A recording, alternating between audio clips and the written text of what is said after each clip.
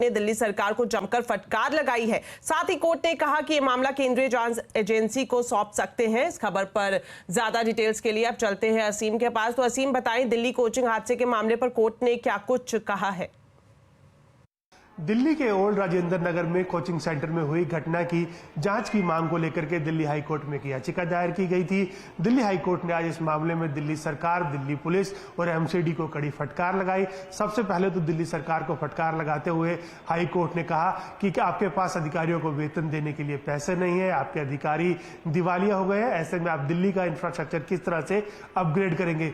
Delhi high court ने यह भी कहा कि हमें लगता है कि इस मामले की जांच सीबीआई को सौंप देनी चाहिए। इसके बाद दिल्ली हाई कोर्ट ने दिल्ली पुलिस को फटकार लगाई, उनसे कहा कि आपने अब तक इस मामले में क्या कार्रवाई की है। आप राह पर चलते हुए आदमी को पकड़ करके अंदर कर देते हैं, लेकिन आप ये बताइए कि अभी तक आपने एमसीडी के अधिकारियों के ऊपर क्या कार्रवाई की। तो दिल्ली हाई कोर्ट ने अब एमसीडी के जो निदेशक हैं, दिल्ली पुलिस के डीएसपी हैं और आईओ हैं, उन सबको शुक्रवार को बुलाया। उनसे कहा है कि आप इस पूरे मामले की सारी फाइलें लेकर के आइए, हम देखना चाहते हैं कि इस मामले में अब तक क्या कार्रवाई हुई है। अब इस मामले की सुनवाई शुक्रवार को दिल्ली हाई कोर्ट में दोबारा से होगी। शुक्रिया असीम इस पूरी जानकारी के लिए। चलिए अब आपको दिखाते हैं सीएनबीसी आवाज की एक्सक्लूसिव खबर। नेचुरल गैस को जीएसटी के दायरे में लाने पर बात बनती दिख रही है। सीएनबीसी आवाज को मिली एक्सक्लूसिव जानकारी के मुताबिक जीएसटी काउंसिल की बैठक में यह प्रस्ताव लाया जा सकता है। पूरी खबर जानने के लिए चलते हैं मेरे सहयोगी आलोक प्रियदर्शी के पास। तो आलोक, बताएं नेचुरल गैस को जीएसटी में शामिल करने पर क्या एक्सक्लूसिव डिटेल्स हैं आपके पास?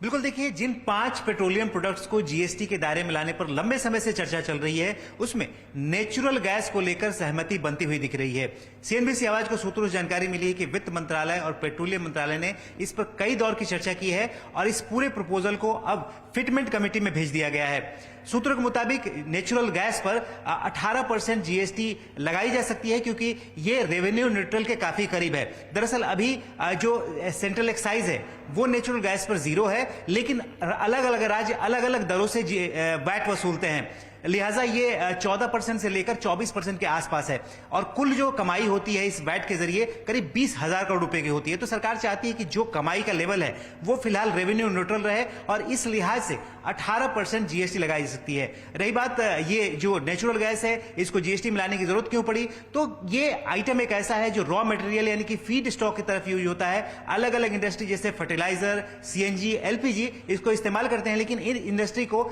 इसका इनपुट टैक्स क्रेडिट नहीं मिल पाता है, क्योंकि इसमें राज्य वैट वसूलते हैं।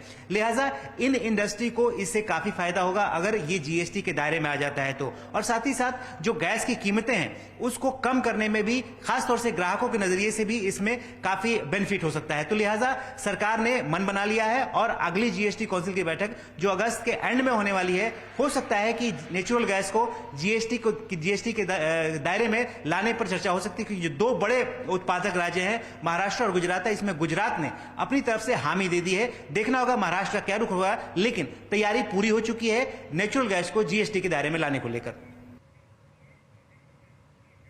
शुक्रिया आलोक इस पूरी जानकारी के लिए। चलिए बढ़ते हैं आगे और बात करते हैं बाजार की। निफ्टी बैंक एक्सपायरी के दिन बाजार में धुआंधार तेजी दिखी। सेंसेक्स निफ्टी की रिकॉर्ड क्लोजिंग हुई। सेंसेक्स 286 पॉइंट चढ़कर 81,741 पर और निफ्टी 94 पॉइंट चढ़कर 24,951 पर बंद हुआ। मिड कैप इंडेक्स भी रिकॉर्ड ऊंचाई पर बंद हुआ। आज के बाजार में सबसे ज्यादा तेजी मेटल, फार्मा, इंफ्रा शेयरों में दिखी, तो रियलिटी, तेल, गैस शेयरों में दबाव देखने को मिला।